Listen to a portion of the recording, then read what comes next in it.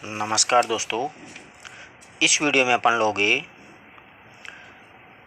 कक्षा 9 में एक सुमित्रानंदन पंत जी की एक कविता जोड़ी गई है, ग्राम श्री। तो पहले अपन पंत जी के क्या है कि व्यक्तित्व और कृतित्व के बारे में जानेंगे, यानी उनका परिचय, कवि परिचय। तो देखिए, सुमित्रानंदन पंत है, उनका जन्म उत्तराखंड के, ये ध्यान रखना, उत्तरांचल है वो उत्तराखंड हो गया है, अल्मोड़ा जिले के कोसानी गांव में हुआ था। कहाँ पर हुआ था? अल्मोड़ा जिले के कोसानी गांव में सन 1900 ईस्वी में हुआ था। ठीक ठीक तारीख अगर आपको पता करना है तो 20 मई 1900 को हुआ था और इनका देहांत वो 1977 में हुआ। इनकी शिक्षा पहले बनारस और इलाहाबाद में हुई। आज़ादी के आंदोलन के दौरान गांधी जी के आह्वान पर उन्होंने कॉलेज छोड़ दिया था और छायावाद की कविता के मुख्य स्तंभ रहे हैं सुमित्रानंदन पंत। इनका काव्य क्षेत्र जो है वो 1916 से प्रारंभ होता है और 1977 तक फैला हुआ, यानी सतत निरंतर लगातार 77 तक वो लेखन कार्य से जुड़े रहे। 77 में इस महान हस्ती का क्या हो जाता है? देहांत हो जाता है। इनकी पहली कविता अक्सर विद्यार्थियों की बड़ी समस्या रहती है। इनकी पहली जो कविता है ना, वो गिरजे का घंटा है, 1916 में प्रकाशित हुई थी। ये छायावाद के जो स्तंभ थे उनमें इनकी ये पहली कविता मानी जाती है। ठीक है, गिरिजे का घंटा अच्छी तरीके से आप लोग याद रखना। और इन्होंने मतलब प्रकृति से प्रभावित होकर के ही लेखन कार्य प्रारंभ किया था।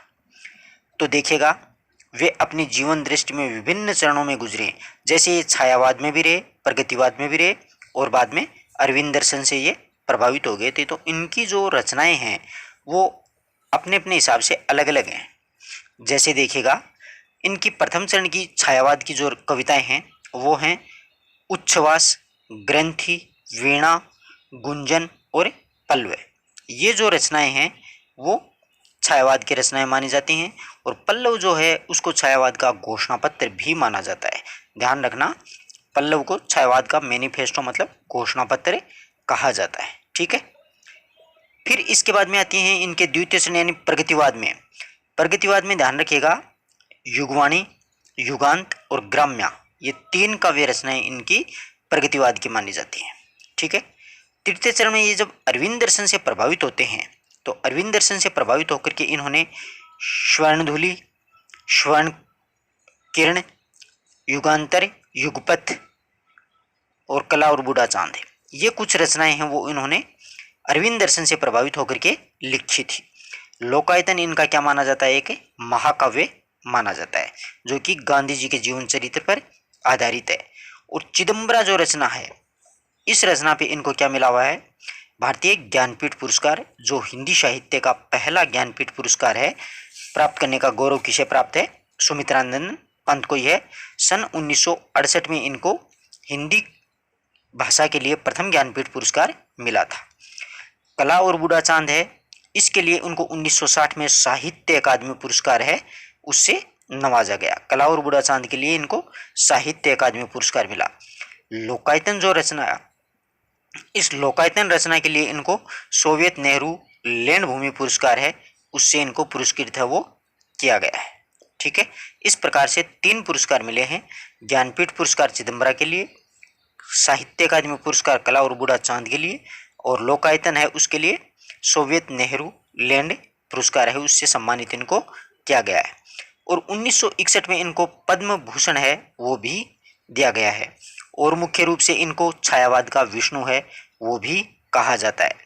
और नंदुलारे वाजपेयी जो हैं उन्होंने सुमित्रानंदन पंत को छायावाद का जनक माना है, जबकि आचार्य रामचंद्र शुक्ल हैं उन्होंने पंत को छायावाद का प्रतिनिधि कवि के रूप में स्वीकार किया है। एक महत्वपूर्ण प्रश्न अक्सर पूछा जाता है कि रोड़ा जो छंद है ना, वो सुमित्रानंदन पंत का सर्वप्रिय छंद माना जाता है। रोड़ा छंद में इन्होंने अधिकाधिक काव्य रचनाएं हैं वो लिखी हैं। इनको प्रकृति का सुकुमार कवि भी कहा जाता है, साथ ही साथ में साईदा भी कहा जाता है, साथ ही साथ में शब्दों का शिल्पी भी कहा जाता है, यानी इनको अनेक उपनामों से पुकारा जाता है सुमित्रानंदन पंत को। इस बात का भी थोड़ा सा ध्यान रखिएगा। मुक्तिबोध जो हैं उन्होंने सुमित्रानंद पंत को संवेदनशील इंद्रिय बोध का कवि कह करके है पुकारा था। संवेदनशील इंद्रिय बोध का कवि कहा था। और इन्होंने हरिवंश राय बच्चन के साथ में मिलकर के खादी के फूल नाम से एक रचना है वो भी लिखी थी।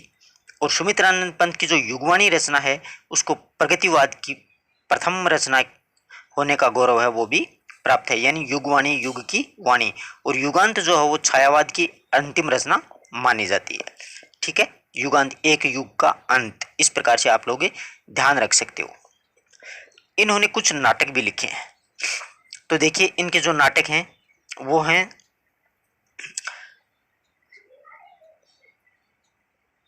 ज्योत्सना, रजत शिखर, शिल्पी, सौवर्णा।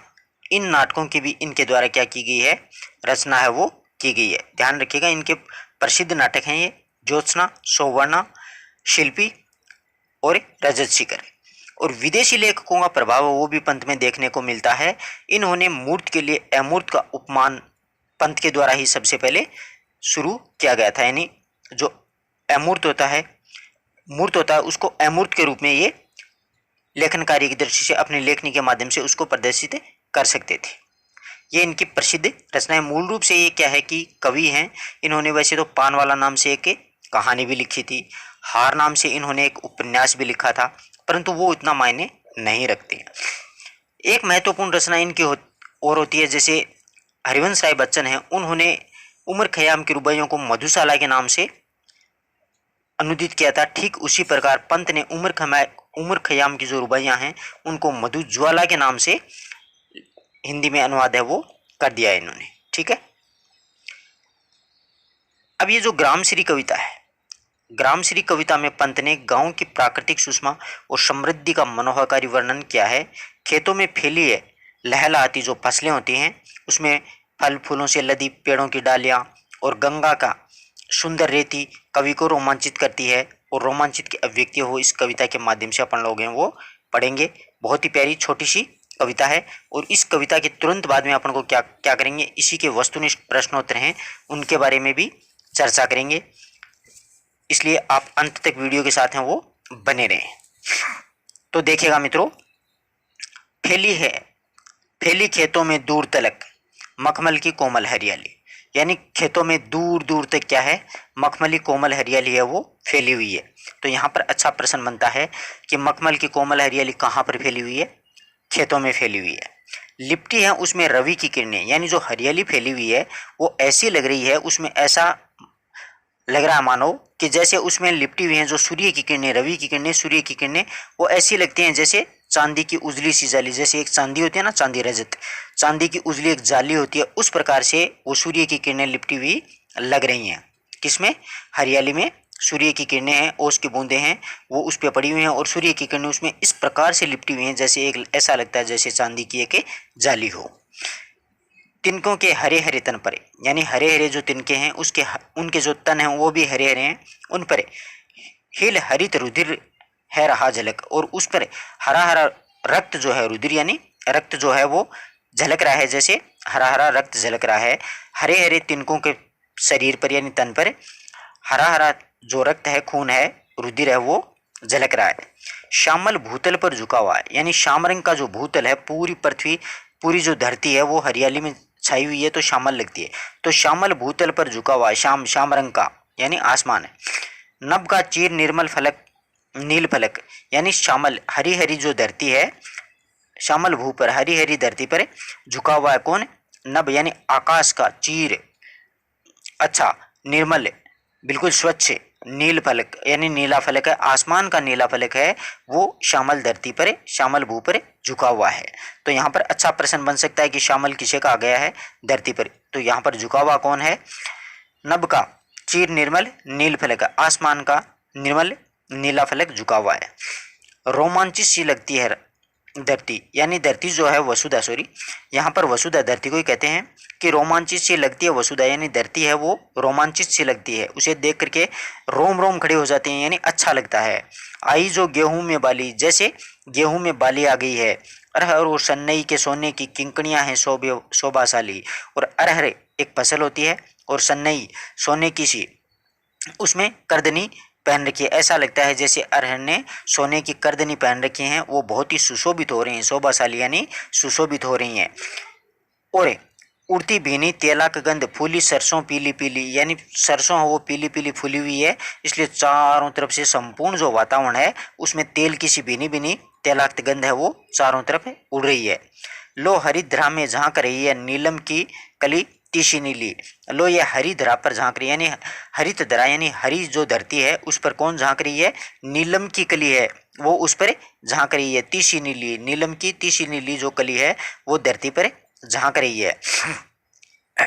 रंग रंग के फूलों में रिलमिल, यानी रंग रंग के फूलों में हिलमिल करके रिलमिल करके हंस रही हैं सखियां मटर की। जैसे सखियां होती हैं वो अपनी दोस्तों के साथ अपनी सखियों के साथ में हिलमिल करके इस प्रकार से हंसती हैं, जैसे ये मटर मटर जो है वो इस प्रकार से फूलों और रंगों में रिल मिल गया है। जैसे सखियां हंसती हैं वैसे हंसती हुई प्रतीत होती हैं। मटर वो चारों तरफ से रंगों और फूलों में हिल मिल गया है और जैसे सखियां हंस रही हैं वैसे हंसता हुआ प्रतीत हो रही है।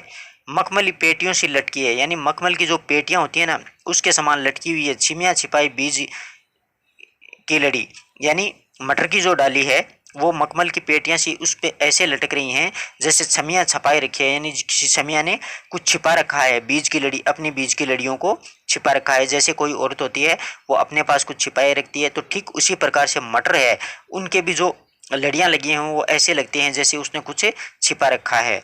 फिरती हैं रंग रंग में तितलियां, और रंग बिरंगी वहां पर तितलियां घूम रही हैं। रंग रंग के फूलों के पर सुंदर, यानी रंग बिरंगे फूल वहां पर आए हुए हैं तो रंग बिरंगी तितलियां हैं वो भी वहां पर चारों तरफ घूम रही हैं। वहां पर फूलों पर उसके रस का आनंद या रसपान कर रही हैं। फूले फिरते हैं फूल स्वयं, और फूल स्वयं वो ऐसे लगते हैं जैसे फूले हुए कोई फिर रहा हो। उड़ रहे हैं वर्तों के वनतों पर, और वो फूल हैं वो एक डंठल से दूसरे डंठलों पर ऐसे उड़ती हुई वो तितलियां हैं वो फिर रही हैं। यानी कभी इस पे बैठी कभी दूसरे पे बैठी, इस प्रकार से वो चारों तरफ तितलियां वो घूम रही हैं, कभी इस वृंत पर तो कभी उस वृंत पर, मतलब डंठलों पर। अब रजत स्वर्ण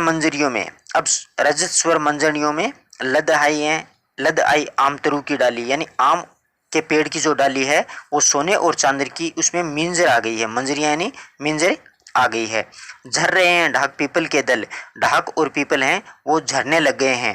हो उठी है कोकिल मतवाली, और वसंत का महीना आ गया है इसलिए कोयला वो भी मदमस्त हो गई है मस्ती में। महके कटहल मुकुलित जामुन, इन कटहल हैं वो तो महक रहे हैं और जामुन है वो अधखिले से नजर आ रहे हैं। कटहल है वो तो महक रहे हैं और जामुन है वो मुकुलित यानी अधखिली कली होती है ना उसको मुकुल बोलते हैं, तो जामुन है वो अधखिले से लग रहे हैं। जंगल में झरबेरी झूली, और जंगलों में झाड़ी की बेरी हैं वो भी झूल रही हैं। फूले आड़ू नींबू और दाड़िम वो फूले फूले हो गए हैं, यानी काफ़ी अच्छे हो गए हैं, विकसित हो गए हैं, बड़े हो गए हैं। आलू गोभी बैंगन और मूली ये सब फूले हुए से नजर आ रहे हैं। तो यहाँ पर अच्छा प्रश्न ये बनता है कि फूले कौन कौन है, तो ध्यान रखना फूले आड़ू नींबू दाड़िम आलू गोभी बैंगन और मूले हैं वो सारे फूले हुए से लग रहे हैं, यानी वो पक गए हैं। पीले मीठे अमरूदों में, यानी अमरूद हैं वो कैसे हो गए हैं, पीले होकर के मीठे हो गए हैं। अब उनमें क्या हो गई है, लाल लाल चित्तियां पड़ी हैं, यानी लाल लाल की उसमें लकीरें हो गई हैं, वो अच्छी तरीके से पक गए हैं। पक गए सुनहरे मधुर बेर, और सुनहरे मधुर बेर हैं वो भी पक गए हैं। आंवली की तरु की डाल है जड़ी, और आंवले की जो पेड़ की डाली है वो उसमें पूरी अच्छी तरीके से जड़ गई, यानी बहुत अच्छे से उसमें बेर हैं वो लग गए हैं। लहल है पालक महम है धनिया, यानी पालक लहल आ रही है और धनिया हो उसकी खुशबू चारों तरफ से महका रही है। ओ लौकी सेम की फली, और लौकी और सेम की जो फली है वो फैली हुई है। मखमली टमाटर हुए हैं लाल, और मखमली टमाटर हैं वो कैसे हो गए हैं, अब बिल्कुल लाल हो गए हैं। मिर्चों की बड़ी हरी थैली, और मिर्चें हैं वो भी खूब लग रही हैं मिर्चों के पौधों पर, तो उसकी एक थैली सी लग रही है। बालू के सांपों से अंकित गंगा की सतरंगी रेती, और गंगा की सतरंगी रेत है वो ऐसे लग रही है जैसे उस पर सर्प हैं वो फिर करके गए हैं या घूम करके गए हैं। तो बालू के सांपों से अंकित यानी बालू है वो ऐसे लगती है जैसे सर्पों ने इस पर किल्लोल किया है या इस पर घूम के गए हैं। सुंदर लगती सरपत छाई, यानी सुंदर लगती है घास पात से छाई हुई, सरपत का मतलब घास पात से छाई हुई। तट पर तरबूजों की खेती, यानी किनारे नदी के किनारे या गंगा के किनारे तरबूजों की खेती है वो घास पात से छाई हुई बहुत ही सुंदर लगती है। और ऐसे लगता है जैसे अंगुली की कंघी से बगुले कलंगी संवारते हैं कोई, और बगुले ऐसे लगते हैं जैसे कोई वहाँ पर बैठ करके अपने बाल संवार रहा है। तो बगुले हैं वो अपनी उंगली की कंघी से बाल संवार रहे हैं, तो ऐसे लगते हैं जैसे कोई बूढ़े बुजुर्ग वहाँ पर बाल संवार रहे हैं कोई। तीरते झील में सुरखा पुलिन तट पर, और जो जल है उसमें तैर कौन रहे हैं? सुरखाब यानी चक्रवाक पक्षी हैं, वो पुलिन तट के ऊपर क्या कर रहे हैं? वहाँ पर तैर रहे हैं तालाब में। मरगोठी रहती है छाई, और चारों तरफ से क्या है कि उन्हीं सुरखाब पक्षियों की मरगोठी या वहाँ के जो अन्य जो पक्षी हैं उनकी मरगोठी चारों तरफ से छाई रहती है। अपना ही मतलब एक जो तालाब है उसके चारों तरफ वो बैठे रहते हैं सुरखाब पक्षी। हंसमुख लगती हरियाली हिम आतप, यानी हंसमुख लगती है हरियाली, हिम आतप का मतलब सवेरे सर्दी की धूप है वो बहुत ही हंसमुख लगती है। सुख से अलसाई से सोए, यानी जो खेतों में जो पौधे लगाए गए हैं वो सुख से अलसाई से और कुछ सोए हुए से लग रहे हैं। भीगी अंधियाली निशी में, यानी भीगी हुई जो आधी जो रात्रि है उसमें तारक सपनों में खोए, सभी तारों के सपनों में खोए हुए हैं। मरकत डिब्बे सा खुला ग्राम, मरकत होता है एक मतलब पन्ना, उसके जैसा यानी गांव है वो एक पन्ने के जैसा बिल्कुल खुला हुआ सा नजर आ रहा है, जिस पर नीलम नभ आच्छादन, और उस गांव पे नीले रंग का आसमान है वो छाया हुआ है, आच्छादन यानी छाया हुआ है, ढका हुआ है। निरुपम हिमांत में स्निग्ध शांत है, ये निरुपम हिमांत है, हिम का अंत मतलब स्निग्ध शांत, बिल्कुल चारों तरफ से क्या है? बिल्कुल शांति है। इसकी उपमा नहीं दी जा सकती है। निज शोभा से हरता जनमन, यानी अपनी शोभा से वो है प्राकृतिक जो दृश्य है रात्रि के समय का, वो अपनी शोभा से आम जो लोग हैं, आम जो जनता है उसके मन को आकर्षित करता है, उसके मन को हरता है, अच्छा लगता है लोगों को, इसीलिए वो चारों तरफ से बिल्कुल शांतिपूर्ण वातावरण है वो बना हुआ है। तो ये छोटी सी कविता है, इसमें आराम से छोटे छोटे प्रश्न बनेंगे। आप लोगों को मैंने बीच में बतलाया भी है कि अब देखिए ये जो पंक्ति है कि फूले कौन कौन फूले हैं, आड़ू नींबू दाड़िम, इनका पूछ सकता है। पीले मीठे अमरूदों में, यानी अमरूद कैसे हो गए हैं? पीले और मीठे हो गए हैं। और अमरूदों में क्या पड़ गई हैं? अब लाल लाल चित्तियाँ पड़ गई हैं। पक गए हैं सुनहरे बेर, कौन पक गए हैं? सुनहरे बेर पक गए हैं। और आंवली से तरु की डाली जड़ी है, तो किससे डाली है? वो जड़ गई है पूरी तरह से, आंवले की जो जड़ी है उस पर आंवले बहुत ज़्यादा लग गए हैं इसलिए वो जड़ गई है। और लह लह कौन कर रहा है? पालक कर रहा है। मह मह कौन कर रहा है? धनिया, उसकी महक चारों ओर फैली हुई है। लौकी और सेम की फली हैं वो चारों तरफ से फैल गई हैं, यानी किसकी फलियां चारों तरफ से फैल गई हैं। और मखमली टमाटर कैसे हो गए हैं? बिल्कुल लाल हो गए हैं। मिर्चें बड़ी होकर के कैसी लग रही हैं? ऐसे हरी थैली के जैसी लग रही हैं। और गंगा की सतरंगी के रेत कैसी लग रही है? बालू के सांपों से अंकित लग रही है वो रेत। सुंदर लगती सरपत छाई, तट पर तरबूजों की खेती, यानी तट पर तरबूजों की खेती कैसी लगती है? सुंदर लगती है, घास पात से छाई हुई। और अंगुली की कंघी से बगुले कलंगी संवारते हैं कोई, बगुले किससे मतलब कंघी करते हैं? अंगुली की कंघी से अपने बाल संवार रहे हैं, तो ऐसा लगता है जैसे कोई यहाँ पर कंघी कर रहा है, अपने बाल संवार रहा है। और तिरते जल में सुरखाब, यानी जल में कौन तिर रहा है? सुरखाब यानी चक्रवाक पक्षी तट पर। और मरगोटी रहती है छाई, और उस सुरखाब पक्षियों की मरगोटी कहाँ पर छाई रहती है? तट के चारों ओर से। हंसमुख लगती है, हंसमुख हरियाली हिम आतप, यानी हरियाली है वो हंसमुख लगती है, सवेरे की सर्दी होती है वो काफ़ी हंसमुख लगती है, अच्छी लगती है। और सभी जो पेड़ पौधे हैं वो सुख से अलसाए से सोए हुए से रहते हैं। भीगी अंधियाली रात्रि में, यानी भीगी हुई जो ओस की बूंद पड़ती है तो भीग जाती है, और अंधियारी रात्रि में अंधकार होता ही है रात्रि में। तारक सपनों में, किस में खोए हुए हैं? सभी अपने तारों के सोपन में खोए हुए हैं। मरकत डिब्बे सा खुला है गाम, गाम कैसे खुला हुआ है? एक पन्ने के तरह खुला हुआ है, जिस पर कौन आच्छादन है? नीलम नभ है वो आच्छादन है। इस प्रकार से छोटे छोटे प्रश्न है वो प्रत्येक पंक्ति से बन सकते हैं, छोटी सी कविता है। अब अपन वस्तुनिष्ठ प्रश्नोत्तरों का अध्ययन करेंगे। तो देखिएगा आज का अपना पहला जो प्रश्न है वो है कि सुमित्रानंद पंत का जन्म कब हुआ? तो सुमित्रानंद पंत का जन्म है वो 1900 ईस्वी में हुआ था। ध्यान रखिए कब हुआ था? 1900 ईस्वी में। ये स्केल से ज़्यादा डार्क करने के चक्कर में क्या होगा, ये मिट जाते हैं। पंत जी का जन्म कहाँ हुआ? तो पंत जी का जन्म है वो अल्मोड़ा जिले के कोसानी गांव में हुआ था, उत्तराखंड में। पंत जी की शिक्षा कहाँ पर संपन्न हुई? तो पंत जी की शिक्षा वो बनारस और इलाहाबाद में संपन्न हुई थी। किसके आह्वान पर पंत जी कॉलेज छोड़ दिया था? तो गांधी जी के आह्वान पर कॉलेज छोड़ दिया था। पंत जी किस युग के प्रमुख कवि रहे हैं? पंत जी छायावाद के प्रमुख कवि रहे हैं और छायावाद के विष्णु भी इनको कहा जाता है। पंत का काव्य क्षितिज कब से कब तक रहा था? तो अपन ने पढ़ा था ना कवि परिचय में 1916 से 77 तक। पंत की मृत्यु कब हुई थी? 1977 में हुई थी। पंत किससे प्रभावित थे? पंत छायावाद, प्रगतिवाद और अरविंद दर्शन से प्रभावित थे। ठीक है, मूल रूप से इनके रचनाएं छायावाद में ज्यादा हैं, परंतु ये तीनों युगों में रहे हैं। पंत के द्वारा रचित मुख्य कृतियां वीणा, ग्रंथि, गुंजन, ग्राम्या, पल्लव, स्वर्ण धूलि, लोकायतन, कला और बूढ़ा चांद, चिदम्बरा, ये इनकी मुख्य रचनाएं। पंत जी को कौन कौन से पुरस्कार मिले थे? तो साहित्य अकादमी, भारतीय ज्ञानपीठ और सोवियत नेहरू लैंड पुरस्कार। तो भारतीय साहित्य अकादमी जो पुरस्कार है वो कला और बूढ़ा चांद के लिए मिला था।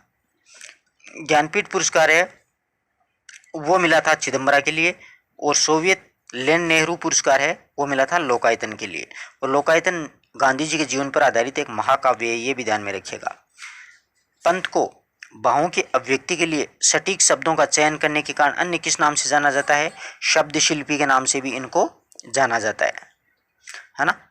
अपन ने पढ़ा था, मैंने एक एक बातें बतलाई भी थी आपको। सरसों के फूल से किसकी महक आ रही है?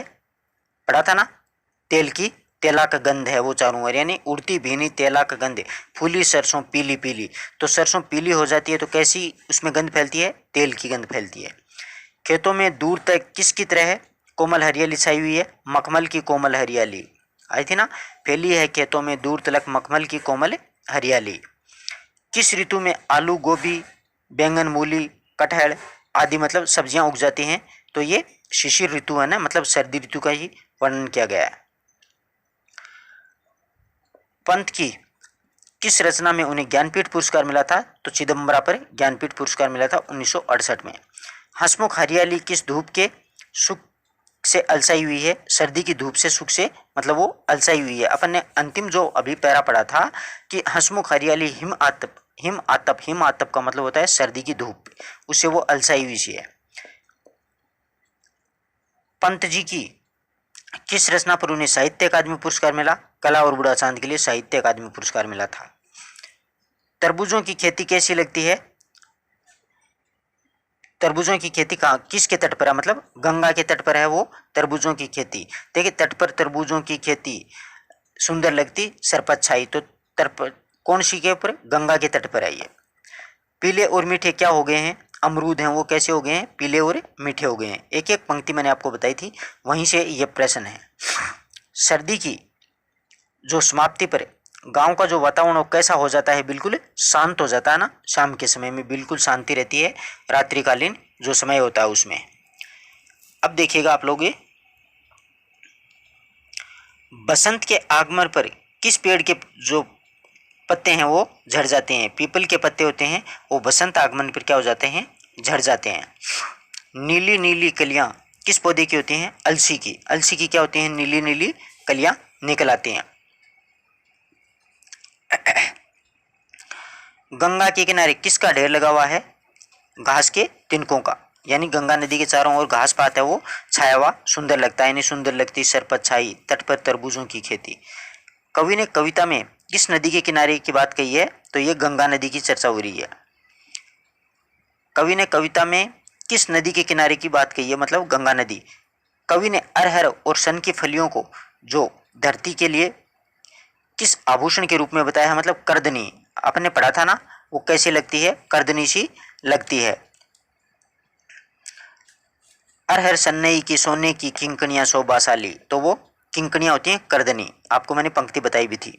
गंगा के तट पर कौन विहार कर रहा है? बगुले हैं, वो गंगा के तट पर विहार कर रहे हैं, कंघी कर रहे हैं, तो ऐसा लगता है जैसे कोई अपने बाल संवार रहा है। पंत की कविता का स्वर क्या है? मतलब प्रकृति प्रेम है, छायावादी में लिखी गई है। पंत ने किस पत्रिका का संपादन कार्य किया था? पंत ने एक रूपा पत्रिका का संपादन कार्य किया था, और यह प्रगतिवाद की मतलब बहुत अच्छी पत्रिका थी। सरसों के फूलों में कैसी गंध आती है? तेलाक्त, तेल की गंध आती है। अरहर व सन्नई की कलियां किस रंग की हैं? सुनहरे रंग की। अरहर और सन्नई की कलियां, अरहर और सन्नई की सोने की किंकनियां हैं शोभाशाली। आम पर मंजरियां कैसे लग रही हैं?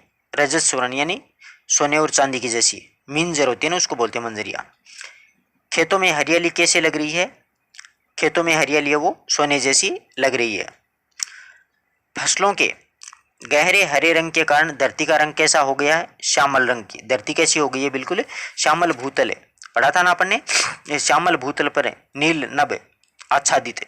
इस प्रकार से वो श्यामल रंग की होती है। धरती होती है वो कैसी लग रही है? मतलब श्यामल लग रही है, श्याम रंग की। खेतों में किसकी सुगंध महकने लगती है? अरहर की महक, सुगंध। आम तरु शब्द का अर्थ मतलब क्या होता है? आम का पेड़। कवि ने कविता में किस शब्दावली का प्रयोग किया है? तत्सम शब्दावली का प्रयोग है वो किया है। कवि ने अलसी की कली को कैसा बताया है? वो अलसी की कली है वो नीलम के जैसी होती है। अलसी की कली कैसी होती है? मतलब नीलम के जैसी होती है। गांव पर आकाश किसके समान आच्छादित है? नीलम नभ है आच्छादित। नीला आकाश है वो मतलब नीलम की तरह है, आच्छादित है, पूरी ऊपर से ढका हुआ है। नभ पर चीर नीलम नील फलक। इस ऋतु में सबसे अधिक मात्रा में क्या फूले होते हैं? यानी सेम और मिर्च, लौकी और पालक और धनिया, ये सारे फूले होते हैं। लो हरित धरा में झांक रहा नीलम की कली तीसी नीली। इस पंक्ति में निहित अलंकार मतलब कौन सा है? मानवीकरण अलंकार का प्रयोग किया गया है। पतझड़ आने पर आम के पेड़ों की डालियों में किससे लद जाते हैं? आम के पेड़ों की डालियां वो मंजरियों से लद जाती हैं। वसुधा गेहूं और जौ की कलियों को उजागर फिर क्या प्रकट कर रही है? रोमांच। क्या प्रकट कर रही है? रोमांच है वो प्रकट कर रही है। गेहूं और जौ के होते हैं तो उसमें रोमांचित सी लगती है वसुधा। टमाटर के लिए कविता में किसका विशेषण का प्रयोग किया गया है? यानी मखमली टमाटर कैसे हो गए हैं? अबे लाल लाल हो गए हैं। टमाटर किस तरह से लाल हो गए हैं? मखमल की तरह से, मतलब मुलायम और लाल लाल हो गए हैं।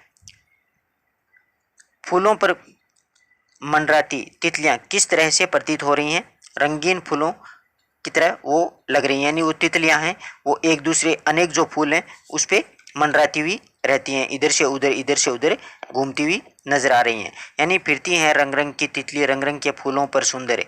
यानी रंग रंग के फूल हैं रंग बिरंगे, उस पर रंग बिरंगी तितलियां वो भी घूम रही हैं। सर्दी की रात किसके कारण भीग गई है? मतलब ओस के कारण भीग जाती है।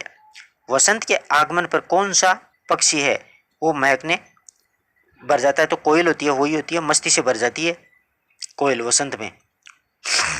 नदी के तट पर कौन सोया हुआ है? नदी के तट पर मरगोटी छाई रहती है, मतलब बगुलों की, पक्षियों की।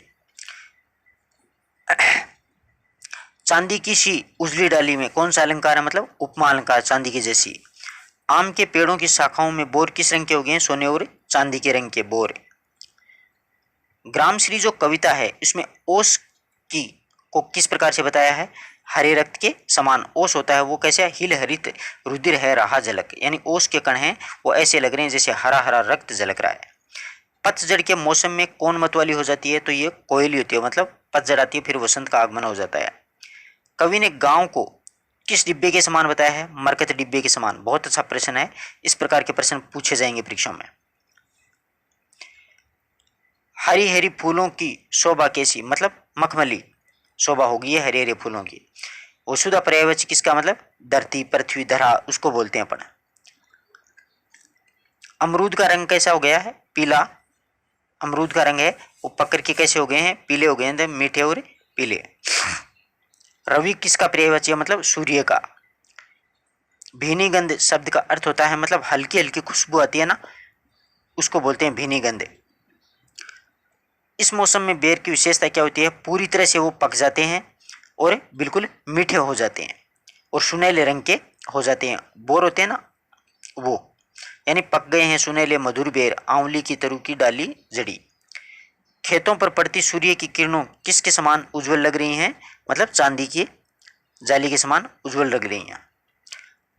आकाश किसका आलिंगन करने के लिए झुका हुआ प्रतीत हो रहा है? धरती का। सुबह सूर्य की जो किरणें हैं वो किसके समान लगती हैं? चांदी की जाली के समान लगती हैं। प्रथम पंक्तियां अपन ने 3-4 पढ़ी थी, उसमें आया था कि लिपटी जिससे रवि की किरणें चांदी सी उजली जाली यानी चांदी की जाली के समान वो लगती हैं। कवि ने कविता में किस ऋतु का आगमन का वर्णन किया, मतलब बसंत ऋतु के आगमन का। पीले मीठे अमरूद में किस रंग की चित्तियां पड़ी हैं, लाल लाल रंग की चित्तियां पड़ गई हैं उसमें। तीसी के फूलों की तुलना किससे की गई है, नीलम की कलियों से। पंत की किस रचना में सोवियत नेहरू लैंड पुरस्कार मिला था, लोकायतन पर मिला था। नदी की लहरों के रेत कैसा निशान छोड़ गया है, मतलब सांपों की जैसा, ऐसे लगता है जैसे सर्पांकित कर दिया, यानी सांपों ने इसको अंकित कर दिया है। कविता में किस रस का प्रयोग किया गया, मतलब शांत रस का, बिल्कुल शांत रस में ये कविता है वो लिखी गई है। नदी की लहरों से रेत पर कैसे निशान बन गए हैं, सर्पांकित। कविता में किस रस का प्रयोग, मतलब शांत रस का। गांव की हरियाली किस बहुमूल्य रत्न के समान लगती है, मतलब गांव कैसा लगता है कि पन्ने के समान, है ना, गांव कैसा लगता है पन्ने के समान। अपने अंतिम पंक्तियां पढ़ी थी ना, मरकट डिब्बे सा खुला ग्राम जिस पर नीलव नभ आच्छादित, निरुपम हिमांत में स्निग्ध शांत है, निज शोभा में हरता जनमन, यानी अपनी शोभा में आम जनता के मन को वो हरता है, अपनी ओर आकर्षित करता है। मरकत मतलब एक पन्ने के जैसा गांव है, वो खुला हुआ है। देखिए सन्नई एक पौधा होता है जिसकी छाल के रेशे बनते हैं, या मतलब रस्सी बनाई जाती है। किंकणी कर्दनी होती है। वृंत यानी डंठल, मुकुलित आधा खिला हुआ, जामुन मुकुलित, जामुन है वो आधे खिले हुए। अमली मतलब छोटा आंवला होता है ना, उसकी पेड़ को। सरपत घास पात से छाई हुई। सुरखाब चक्रवाक पक्षी। हिम तप मतलब सर्दी की धूप। और मरकत पन्ना होता है, हरना आकर्षित करना, यानी आम जनता को जो प्रकृति का परिवेश है, प्रकृति का वातावरण है, वो बिल्कुल शांत वातावरण अपनी ओर आकर्षित करता है, आम जनता के मन को वो हरता है, आम जनता के मन का वो क्या करता है, हरण करता है। इस प्रकार से अपन ने पहले कविता भी पढ़ी, फिर हर पंक्ति से प्रश्न बनाए मित्रों, हर पंक्ति से, इससे बाहर कुछ आ ही नहीं सकता। तो अपने मित्रों तक जरूर शेयर करें। धन्यवाद दोस्तों।